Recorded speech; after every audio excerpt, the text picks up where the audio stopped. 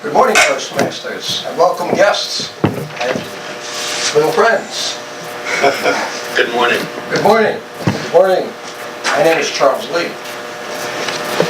Today's theme is what's in a name. So therefore I would share my name with you.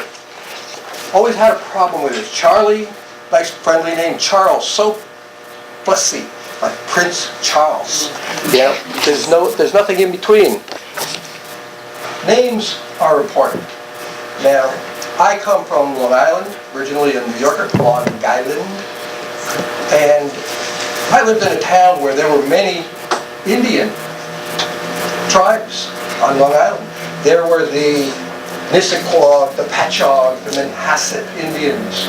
I came from Massapequa, which was an interesting town because it had an Indian heritage, but it was a Jewish-Italian neighborhood, so we called it Matzo Pizza.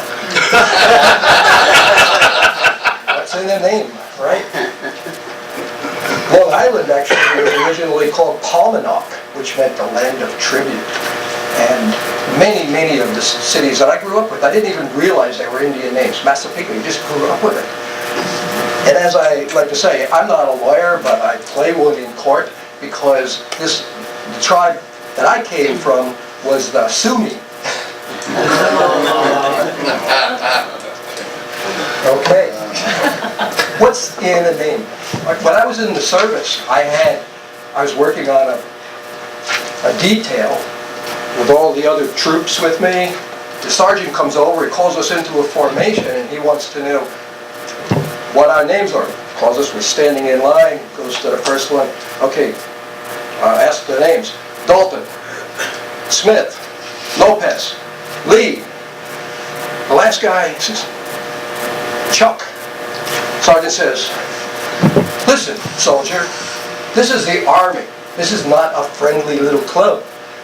We are professional, and calling somebody by their first name kind of erodes the discipline, and it breeds a familiarity. We can't do that. You call me Sergeant, I'm going to call you by your last name. So what's your last name, soldier? He says, well, Chuck. My last name is Darling. He says, okay, well, get back to work, Chuck. So, what's in a name? I spent a lot of time. I am the owner of Foresight Software, and I spent a lot of time trying to find a really cool name. Now, I know I lived most of my life in hindsight saying, oh, I wish I hadn't done that, right? So I thought, Foresight, great name, right?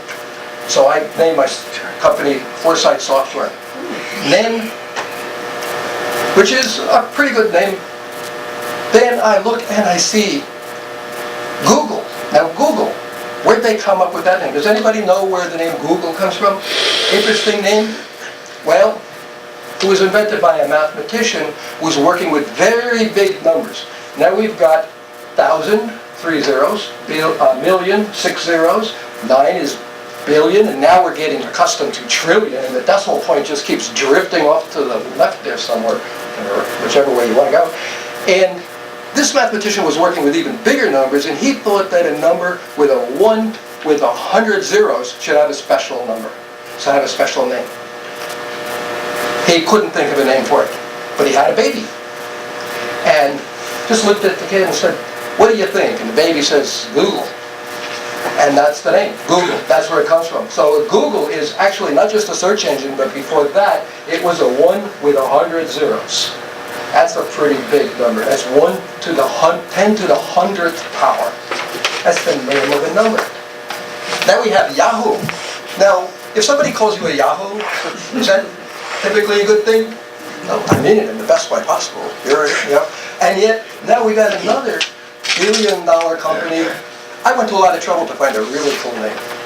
And Yahoo makes billions of dollars, and I'm still down there in the 3 digits. So, what's in a name? We really don't know. It's because language is completely arbitrary, so are names. In the 70s, people named their kids Summer and Love and Sensation, and I'm sure these kids now, in the new millennium, these kids are probably still in therapy.